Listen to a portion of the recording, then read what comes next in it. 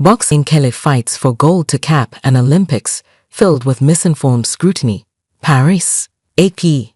Algerian boxer Imane Khelif is one victory away from wrapping up her tumultuous Paris Olympics with a gold medal around her neck, a potential prize that she has called the best response to a cascade of online abuse she has endured over misconceptions about her sex. Khelif fights Yang Liu of China on Friday night in the final of the women's welterweight division at Roland Garros. Khelif has yet to lose one round on a judge's scorecard in her first 3 fights in Paris, going on the most dominant run of her boxing career while facing an extraordinary amount of scrutiny. It stems from Khelif and fellow 2-time Olympian Yu-Ting of Taiwan getting disqualified from last year's World Championships by the Russian-dominated International Boxing Association, which claims both fighters failed a murky eligibility test for women's competition.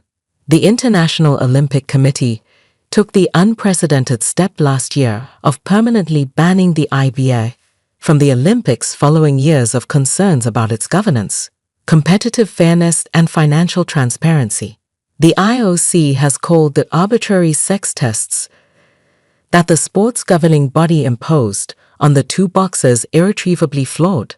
The IBA did nothing to help its argument this week at a shambolic news conference in which its leadership contradicted itself about the tests and declined to answer basic questions about them, citing privacy concerns from the Olympic committees of Algeria and Taiwan. The IOC has repeatedly reaffirmed the 2 boxers' right to compete in Paris, with President Thomas Bach personally defending Khelif and Lin while calling the criticism hate speech. "We have 2 boxers who are born as women, who have been raised as women, who have a passport as a woman, and have competed for many years as women," Bach said. That hasn't stopped the international outcry tied to misconceptions around the fighters that has been amplified by Russian disinformation networks, but neither has it slowed the 2. Khelif has dominated all 3 of her bouts, but she faces her most significant test in Yang, the 2023 world champion and the No. 2 seed in their weight class. Khelif told SNTV, a sport video partner of the Associated Press, that the wave of hateful scrutiny she has received harms human dignity, and she called for an end to bullying athletes. She also said a gold medal would be the best response to the backlash against her. The crowds in Paris, however, have embraced both Khelif and Lin, who have heard nothing but cheers during their bouts. A huge contingent of flag-waving Algeria fans greeted and serenaded Khelif throughout her semifinal victory Tuesday night, and she's become a hometown hero in her North African country. Khelif has already secured Algeria's first Olympic medal in women's boxing. She will attempt to become only her country's 2nd boxing gold medalist, joining Hossein Soltani, 1996. The gold medal fight is the culmination of Khelif's 9-day run through an Olympic tournament that began with a bizarre event.